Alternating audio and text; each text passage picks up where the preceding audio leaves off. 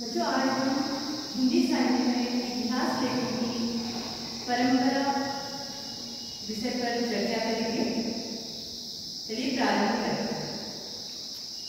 हिंदी भाषा एवं साहित्य का प्रारंभ मोटे तौर पर 1000वीं ईस्वी के आसपास माना जाता है। तो देखिए हिंदी भाषा और साहित्य की जब हम बात करते हैं तो उसकी जो शुरुआत हुई थी 1000वीं ईस्वी के आसपास हुई, ठीक है। लेकिन जब हम इतिहास लेखन की परंपरा की बात करते हैं, साहित्य के इतिहास लेखन की परंपरा की बात करते हैं, तो इतिहास लेखन की परंपरा की शुरुआत हुई थी 19वीं शताब्दी में हुई, ठीक है। अब यहाँ पे देखिएगा मध्यकाल में कुछ वार्ता साहित्य थे, जैसे 84 वैष्णव वन की वार्ता, 252 वैष्णव वन की वार्ता, भक्तमाल। इन ग्रंथों में कवियों के व्यक्तित्व के बारे में बताया गया है, कृतित्व के बारे में बताया गया है। लेकिन इतिहास लेखन की परंपरा की जो हम बात कर रहे हैं, कालक्रमानुसार इतिहास लेखन की परंपरा की हम बात कर रहे हैं, उसका वर्णन इन ग्रंथों में नहीं हो पाया, ठीक है। अब देखिएगा यहाँ देखिएगा हिंदी साहित्य के इतिहास लेखन में जो महत्वपूर्ण ग्रंथ है, हिंदी साहित्य के इतिहास लेखन की परंपरा में जो महत्वपूर्ण ग्रंथ है उन ग्रंथों के बारे में हम चर्चा करेंगे। अब देखिएगा बड़े आश्चर्य की बात है कि हम हिंदी साहित्य के इतिहास लेखन की बात कर रहे हैं, हिंदी साहित्य के इतिहास लेखन की परंपरा में आने वाले ग्रंथों की बात कर रहे हैं, लेकिन जो हिंदी साहित्य का पहला इतिहास ग्रंथ था वो हिंदी भाषा में नहीं था। वो कौन सी भाषा में था? फ्रेंच भाषा में था। और किसने लिखा था?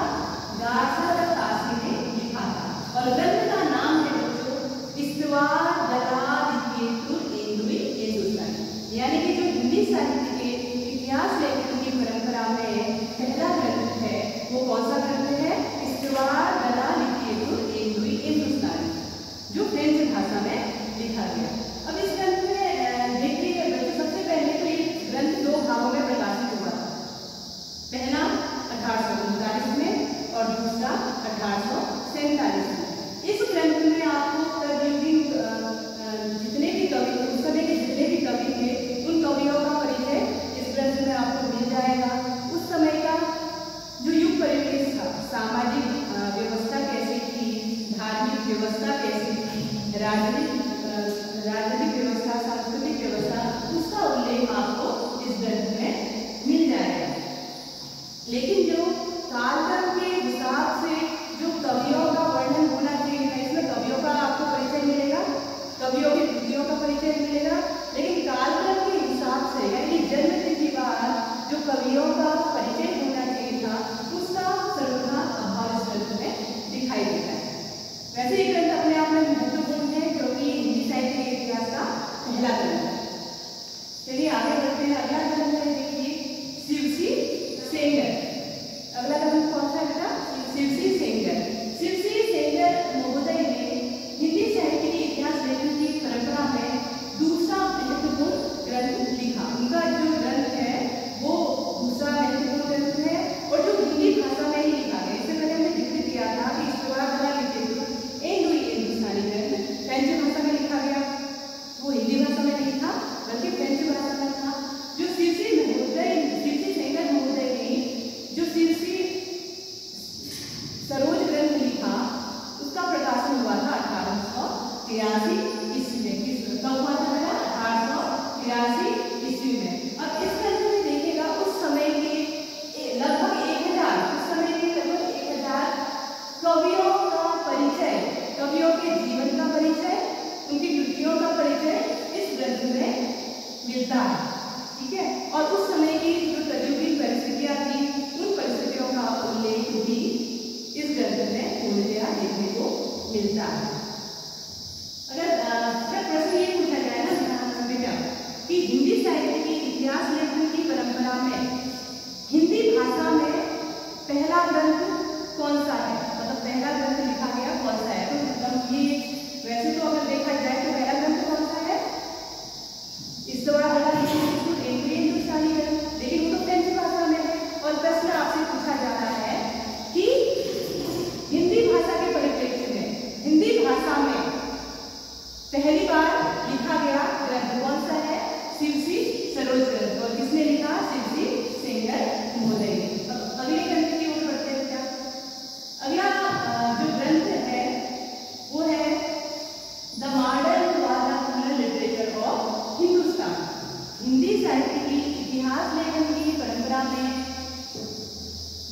तीसरा ग्रंथ है वो कौन सा है? The modern parliamentary literature of Hindustan.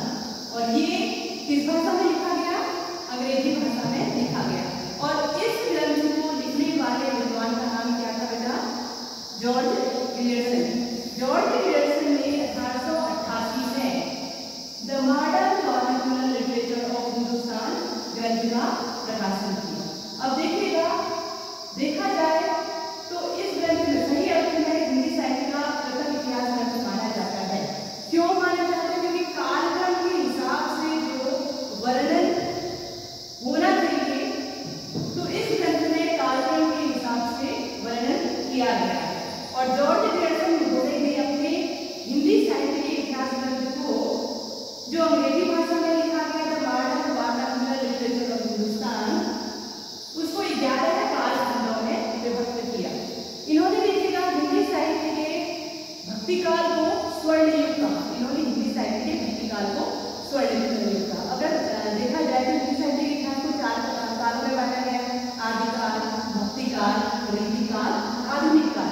इन्होंने हिंदी साहित्य के इतिहास के भक्तिकाल को स्वर्ण युग नाम से संबोधित किया। अगले ग्रंथ की ओर बढ़ते हैं। अगला जो ग्रंथ है वो है मिश्र बंधु विनोद। और मिश्र बंधु विनोद जो ग्रंथ है बच्चों, वो किसके द्वारा लिखा गया है? मिश्र बंधु के द्वारा लिखा गया। सबसे पहले मैं आपको ये बताना चाहूंगी कि मिश्र बंधु 3 भाई थे: गणेश बिहारी, श्याम बिहारी और सुखदेव बिहारी। ये तीनों भाइयों के सहयोग से ग्रंथ लिखा गया है। कभी प्रतियोगी परीक्षाओं में प्रश्न पूछा जाता है कि इनमें से कौन मिश्र बंधु में शामिल है, इनमें से कौन मिश्र बंधु में शामिल नहीं है। तो इसके लिए आपको ये ध्यान में रखना पड़ेगा कि मिश्र बंधु विनोद जो ग्रंथ लिखा गया है 3 भाइयों के द्वारा, गणेश बिहारी, श्याम बिहारी, सुखदेव बिहारी के द्वारा लिखा गया। अब देखिएगा बच्चों, ये एक विशालकाय ग्रंथ है। इस ग्रंथ में उस समय के लगभग 5000 कवियों के संबंध में विवरण दिया गया है। ये विशालकाय ग्रंथ है और इसमें उस समय के लगभग 5000 कवियों के बारे में विवरण दिया है। और मिश्र बंधुओं द्वारा जो मिश्र बंधु विनोद का जो विभाजन किया गया है, जो भाग किया गया है, जो खंड प्रस्तुत किए गए हैं, वो 8 खंडों में अपने ग्रंथ को इन्होंने प्रस्तुत किया है। 8 खंडों में अपने ग्रंथ को इन्होंने प्रस्तुत किया है। ठीक है बच्चों, अब यहाँ पे देखिएगा ये 4 भागों में प्रकाशित हुआ था। ध्यान देखिएगा, मिश्र बंधु विनोद ग्रंथ 4 भागों में प्रकाशित हुआ था। पहला, दूसरा, तीसरा 1913 में प्रकाशित हुआ था और इसका चौथा भाग 1914 में प्रकाशित हुआ था। ये आप ध्यान रखिएगा। देखिएगा, आचार्य रामचंद्र शुक्ल ने भी स्वयं अपने हिंदी साहित्य के इतिहास ग्रंथ में यह उल्लेख किया है कि मैंने रीतिकाल का विवरण देते समय मिश्र बंधु विनोद ग्रंथ से सहायता ली है, यानी कि आधार सामग्री ली है। अगले ग्रंथ की ओर बढ़ते हैं। अब देखिएगा, आचार्य रामचंद्र शुक्ल ने 1929 में हिंदी साहित्य का इतिहास ग्रंथ लिखा। कब प्रकाशित हुआ था ये? 1929 में हिंदी साहित्य का इतिहास ग्रंथ प्रकाशित हुआ था। अब देखिएगा, अगर हम देखते हैं तो हिंदी एक आचार्य रामचंद्र शुक्ल जी एक ऐसे विद्वान हैं जिनके मतों को सभी विद्वान सहज से स्वीकार करते हैं।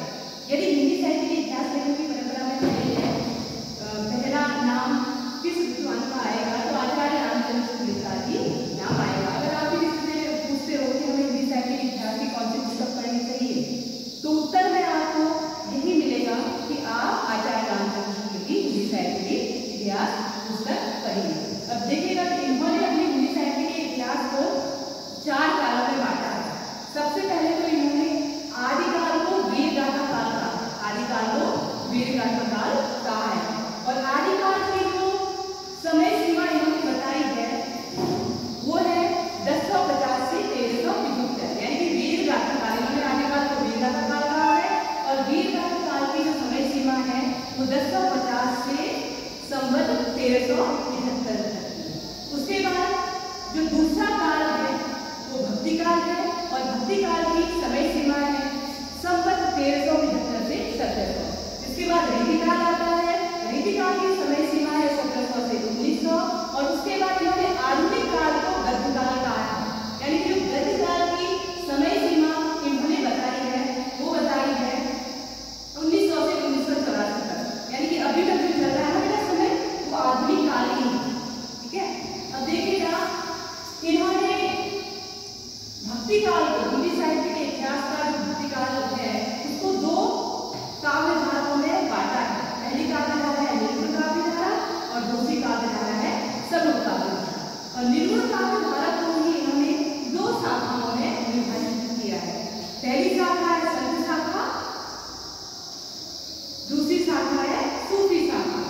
ये ध्यान दीजिए बच्चों, संत शाखा को ज्ञानाश्रयी शाखा के नाम से भी पुकारा जाता है और सूफी शाखा को प्रेमाश्रयी नाम से भी पुकारा जाता है। कभी प्रश्न आपसे पूछ लिया जाए कि प्रेमाश्रयी शाखा की प्रवृत्तियां क्या है, यानी कि प्रेमाश्रयी शाखा ही सूफी शाखा है, ज्ञानाश्रयी शाखा ही संत शाखा है।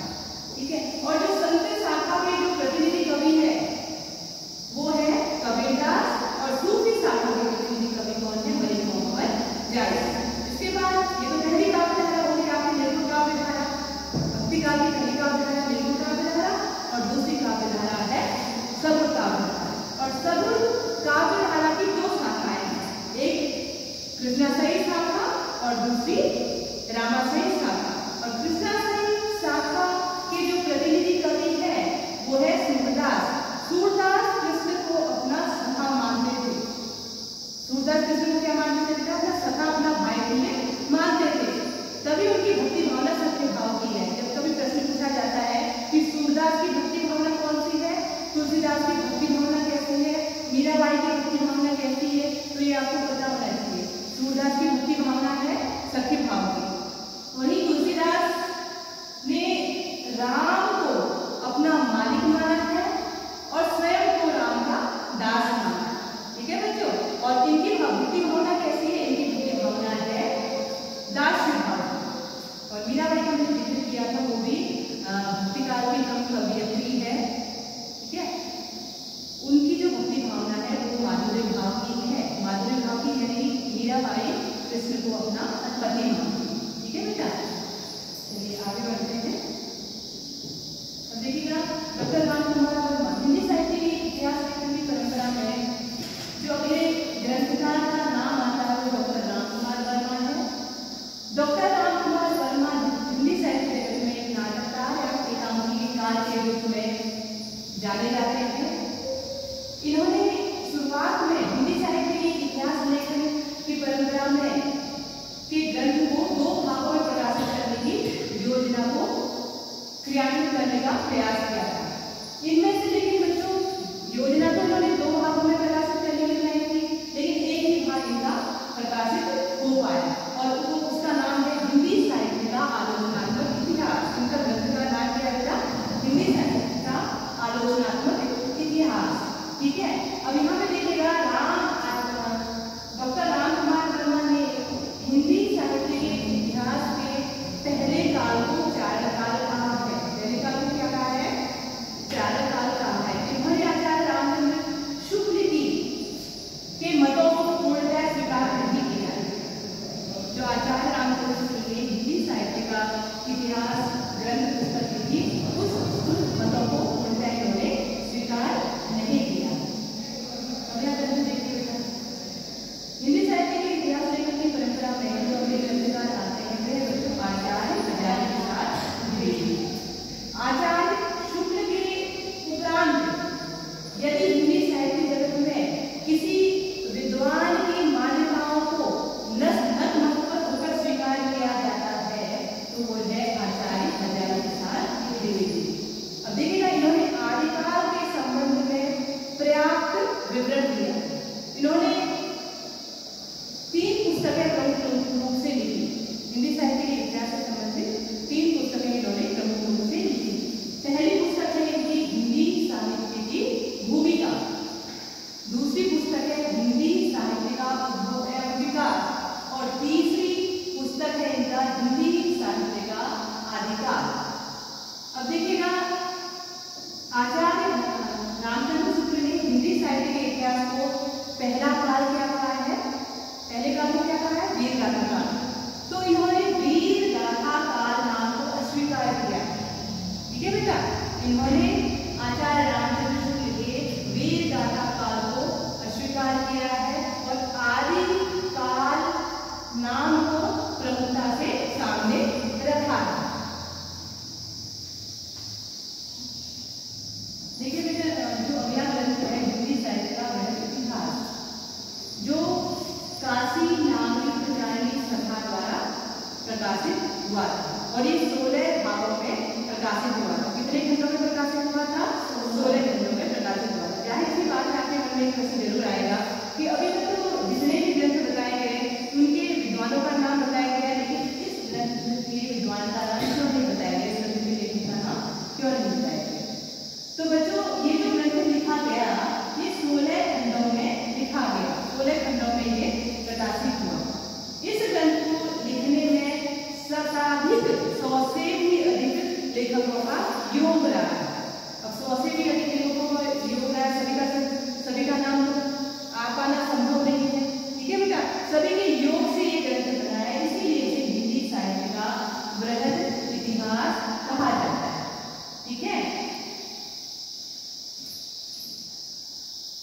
अब देखिएगा अगला जो ग्रंथ है वो है हिंदी साहित्य का वैज्ञानिक इतिहास।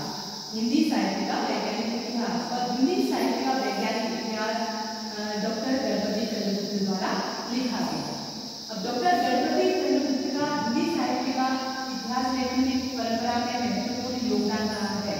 क्यों रहा है? क्योंकि इन्होंने हिंदी साहित्य का वैज्ञानिक इतिहास ग्रंथ लिखकर साहित्य में जो एक अभाव था उस अभाव की पूर्ति की। ठीक है, इस ग्रंथ में साहित्य के इतिहास के विकासवादी सिद्धांतों की प्रतिष्ठा की गई है और ये ग्रंथ अपने आप में विशेष ग्रंथ है। इन्होंने हिंदी साहित्य के इतिहास के पहले काल को आरंभिक काल कहा है। गणपति चंद्रगुप्त ने हिंदी साहित्य के इतिहास के पहले काल को क्या कहा गया? आरंभिक काल कहा है। अब देखिएगा इतिहास लेखन में कुछ प्रविधियां हैं। इतिहास लेखन की कुछ महत्वपूर्ण प्रविधियां हैं। इतिहास लेखन की प्रविधियां 4 प्रविधियां हैं: वर्णानुक्रमिक प्रविधि, कालानुक्रमिक प्रविधि, विधेयवादी प्रविधि और वैज्ञानिक प्रविधि। अब यहाँ पे ध्यान दीजिएगा, इनमें से जो प्रमुख प्रविधि है वो कालानुक्रमिक प्रविधि है। वर्णानुक्रमिक प्रविधि में देखिएगा जो पहला इतिहास ग्रंथ है इस्तवार वला हिंदुस्तानी और जो दूसरा ग्रंथ है शिवजी सरोज, इन दोनों ग्रंथों में वर्णानुक्रमिक प्रविधि का इस्तेमाल किया गया है। अब यहाँ पे देखिएगा जो कवियों का लेखकों का परिचय दिया वर्ण के आधार पर दिया है। जैसे क वर्ण के जितने भी कवि होंगे वो शुरुआत में आ जाएंगे, उसके बाद ख वर्ण के जितने भी कवि होंगे शुरुआत में उसके बाद आएंगे। अब इसमें देखिएगा ये प्रविधि अपने आप में अपूर्ण इसलिए है क्योंकि यदि हम क वर्ण के सभी के कवियों को लेते हैं तो उसमें आदिकाल के कवि भी आ जाएंगे, मध्यकाल के कवि भी आ जाएंगे, रीतिकाल के कवि भी आ जाएंगे, आधुनिक काल के भी कवि भी आ जाएंगे। ठीक है, तो इसमें जो उनका जन्म तिथिवार जो वर्णन होना चाहिए था वो नहीं हो पाया, ऐसे इस विधि को हम पूर्ण नहीं मानते। इसके बाद देखिएगा कालानुक्रमिक प्रविधि, काल के हिसाब से यानी कि जन्म तिथि के हिसाब से कवियों का लेखकों का इसमें परिचय दिया जाता है। जैसे the modern vernacular literature of Hindustan Mishra Bandhu विरुद्ध ग्रंथ है, इन ग्रंथों में कालानुक्रमिक प्रविधि का प्रयोग किया गया। अब कालानुक्रमिक प्रविधि में जितने भी कवियों का ग्रंथकारों ने उल्लेख किया है, जो उनका परिचय दिया है कालक्रम के हिसाब से दिया है, जन्म तिथि के हिसाब से दिया है। जैसे आदिकाल, सबसे पहले आदिकाल के कवियों को इन्होंने लिया है, फिर उसके बाद मध्यकाल के कवियों को लिया है, फिर उसके बाद रीतिकाल के कवियों को लिया है, फिर उसके बाद आधुनिक काल के कवियों को लिया है। उसके बाद देखिएगा विधेयवादी प्रविधि साहित्य के इतिहास में किया है। ये प्रविधि भी अपने आप में विशेष प्रविधि है। जैसे कालानुक्रमिक प्रविधि विशेष प्रविधि है ना, वैसे ही विधेयवादी प्रविधि भी विशेष प्रविधि है। इसमें प्रत्येक क्षण काल का विशेष महत्व बताया गया है इस प्रविधि में और आचार्य रामचंद्र ने अपने हिंदी साहित्य के इतिहास लेखन में इस प्रविधि का प्रयोग किया है। इनमें से जो महत्वपूर्ण प्रविधियां हैं कालानुक्रमिक प्रविधि, विधेयवादी प्रविधि और वैज्ञानिक प्रविधि का जो प्रयोग किया है वो किसने किया है? डॉक्टर गणपति चंद्रगुप्त ने अपने हिंदी साहित्य के इतिहास लेखन में इस प्रविधि का प्रयोग किया है। अब देखिएगा बच्चों, अभी तक जो भी चर्चाएं हुई हैं हिंदी साहित्य के इतिहास लेखन की परंपरा से संबंधित जो चर्चाएं हुई उनमें से कुछ प्रश्न मैं आपसे पूछूंगी। देखिएगा बच्चों, ये प्रश्न है, इन प्रश्नों का उत्तर आपको देना है। हिंदी साहित्य का पहला इतिहास ग्रंथ किस भाषा में है? कौन बताएगा? बताइए बेटा, बताओ किस भाषा में है? फ्रेंच भाषा में। बहुत बढ़िया। देखिए जो हिंदी साहित्य का पहला इतिहास ग्रंथ है बताइए, इस्तवार वला हिंदुस्तान, वो किस भाषा में है? फ्रेंच भाषा में। ध्यान रखिएगा, हिंदी साहित्य के इतिहास का जो पहला ग्रंथ है वो हिंदी भाषा में होकर फ्रेंच भाषा में है और ग्रंथ का नाम क्या है? इस्तवार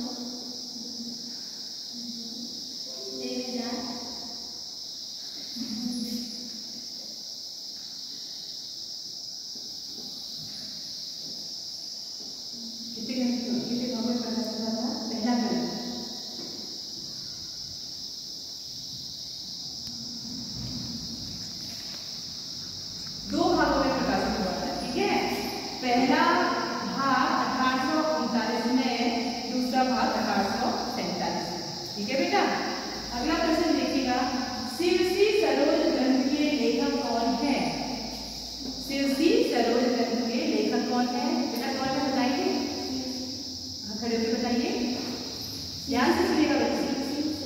शिवसी सेंगर, बहुत बढ़िया। ठीक है ना, जो शिवसी सरोज ग्रंथ है हिंदी साहित्य के इतिहास लेखन की परंपरा में दूसरा प्रमुख ग्रंथ है। अब ध्यान दीजिएगा, पहला ग्रंथ तो फ्रेंच भाषा में लिखा गया है। जो पहला ग्रंथ है वो फ्रेंच भाषा में लिखा गया है, दूसरा ग्रंथ हिंदी भाषा में लिखा गया है। अगर प्रश्न ये पूछा जाए कि हिंदी साहित्य के इतिहास लेखन की परंपरा में पहला ग्रंथ कौन सा है जो हिंदी भाषा में लिखा गया है, पहला ग्रंथ कौन सा है जो हिंदी भाषा में लिखा गया है, तो आपने भी बताया ना, शिवसी सरोज, शिवसी सेंगर के द्वारा लिखा है। ठीक है, अब the modern vernacular literature of Hindustan किस विद्वान के द्वारा लिखा गया, कौन बताएगा बेटा? बोलिए। George Grayson. यहाँ ध्यान दीजिएगा बच्चों, ये जो ग्रंथ है वो अंग्रेजी भाषा में लिखा गया है। इस ग्रंथ में हिंदी के कवियों को भी स्थान दिया गया है। अरबी, फारसी, प्राकृत भाषा के कवियों को नहीं, सिर्फ हिंदी भाषा के कवियों को भी इस भाषा में इन्होंने स्थान दिया है। और ये ग्रंथ 11 कालखंडों में विभाजित हुआ था। अब एक प्रश्न ये भी पूछा जा सकता है कि हिंदी साहित्य के इतिहास का पहला ग्रंथ कौन सा है जिसमें कालक्रम का पहली बार वर्णन किया गया है, जिसमें कालक्रम के हिसाब से पहली बार वर्णन किया गया है। तो हिंदी साहित्य के इतिहास का पहला ग्रंथ जिसमें कालक्रम के हिसाब से वर्णन किया गया है वो है the modern vernacular literature of Hindustan, और जिसके द्वारा लिखा गया कि आपने बताया सर जॉर्ज ग्रेसन के द्वारा। अगला प्रश्न है बच्चों, मिश्र बंधु विरोध ग्रंथ कितने भागों में प्रकाशित हुआ था, कौन बताइएगा? आप बताइए। आप कितने भागों में प्रकाशित हुआ था? 4 भागों में प्रकाशित हुआ। बहुत बढ़िया। और इसमें कितने कवियों का उल्लेख है?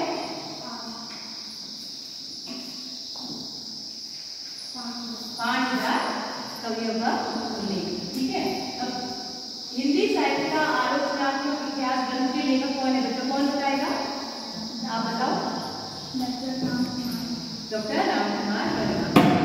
देखिएगा, डॉक्टर रामकुमार वर्मा जो है एक एकांकिकार और नाटककार के रूप में जाने जाते हैं। इन्होंने हिंदी साहित्य का आलोचनात्मक इतिहास ग्रंथ लिखा और 2 भागों में प्रकाशित होने की इसकी योजना बनाई गई थी, लेकिन एक ही भाग इसका प्रकाशित हो पाया और दूसरा भाग प्रकाशित हुआ। और इन्होंने हिंदी साहित्य के इतिहास के पहले काल को चारण काल कहा है और उससे पहले के काल को इन्होंने संधि काल कहा। समझ में आया या नहीं आया? आया समझ में? हिंदी साहित्य के इतिहास का पहला ग्रंथ किस भाषा में लिखा गया है? ठीक है, अब देखिएगा, आश्चर्य की बात है, हिंदी साहित्य की बात कर रहे हैं, हिंदी साहित्य के इतिहास ग्रंथों की बात कर रहे हैं, लेकिन हिंदी साहित्य के इतिहास का जो पहला ग्रंथ लिखा गया था वो फ्रेंच भाषा में लिखा गया था। और किसने लिखा था? गार्सा द क्लासी ने। ठीक है बच्चों,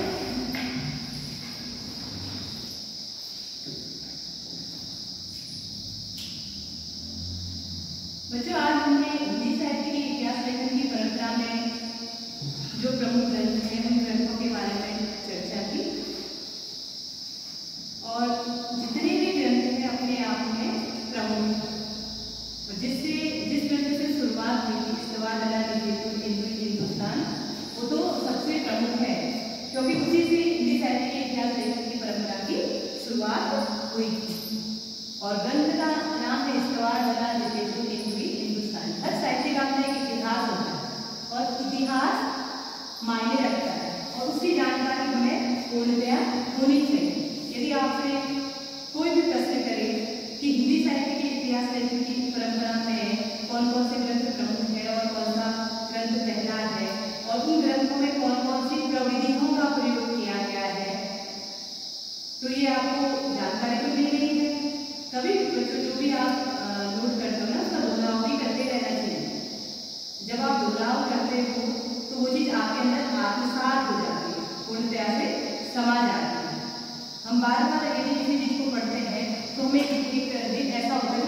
हमें क्या है, कंठस्थ हो जाती है। लेकिन कंठस्थ तब होती है जब हम उसे ध्यान से पढ़ते हैं। ठीक है, ध्यान भी उसी में होना चाहिए, ये नहीं कि हमारा ध्यान कहीं और है और हम किताब हमने खोली है, ध्यान कहीं और है। जब आप पढ़ते हो तो पूरी शिद्दत से पढ़िए, उसे मन से पढ़िए, आप मंथन करके पढ़िए, तो देखिएगा वो आपके अंदर आत्मसात हो जाएंगे। और जितने भी इतिहास के ग्रंथ हैं वो अच्छे से आपको पता होना चाहिए कि पहला ग्रंथ कौन सा है, दूसरा ग्रंथ कौन सा है, तीसरा ग्रंथ कौन सा है और उनके प्रमुख ग्रंथकार कौन कौन से हैं। अब देखिएगा पहला ग्रंथ अपने आप में प्रमुख है, लेकिन पहले ग्रंथ में जो वर्णन हुआ है वो विस्तारात्मक हुआ है, निबंधात्मक रूप से उसमें वर्णन हुआ है, क्योंकि उसमें काल क्रम का वर्णन नहीं किया गया है ना। तो स्तवादिला हिंदुस्तानी ग्रंथ है, उसमें काल क्रम का वर्णन नहीं किया गया है, खंडवार वर्णन नहीं किया गया है। जैसे आदिकाल है, मुक्तिकाल है, रीतिकाल है, आधुनिकाल है, आप खंड खंड करके पढ़ोगे तो वो ज्यादा आपको जल्दी समझ में आएगा। तो इस ग्रंथ में वैसे तो अपने आप में प्रमुख ग्रंथ है, क्योंकि इससे पहले ग्रंथ का श्रेय प्राप्त है ना, लेकिन कुछ चीजें इसमें छूट गई। जो चीजें पहले ग्रंथ में छूटी उसकी पूर्ति किस ग्रंथ ने की? जॉर्ज ग्रेयर्सन के the modern vernacular literature of Hindustan ग्रंथ ने की। क्योंकि देखिए आप दूसरे ग्रंथ का भी जो वर्णन है वो कालक्रम के हिसाब से नहीं है। जो तीसरा ग्रंथ है जॉर्ज ग्रेयर्सन का the modern vernacular literature of Hindustan, इस ग्रंथ में को 11 काल खंडों में बांटा है और प्रत्येक काल खंड के युग विशेष का परिचय देता है। ठीक है, अब उसके बाद देखिएगा मिश्र ग्रंथ आपने पढ़ा, मिश्र बंधुओं द्वारा लिखा गया, फिर हिंदी साहित्य का इतिहास, हिंदी साहित्य का आलोचनात्मक इतिहास, फिर आचार्य हजारी प्रसाद द्विवेदी जी के ग्रंथ है, फिर जो है गणपति चंद्रगुप्त का ग्रंथ है, हिंदी साहित्य का ग्रंथ इतिहास है। ये सारे आपके हिंदी साहित्य के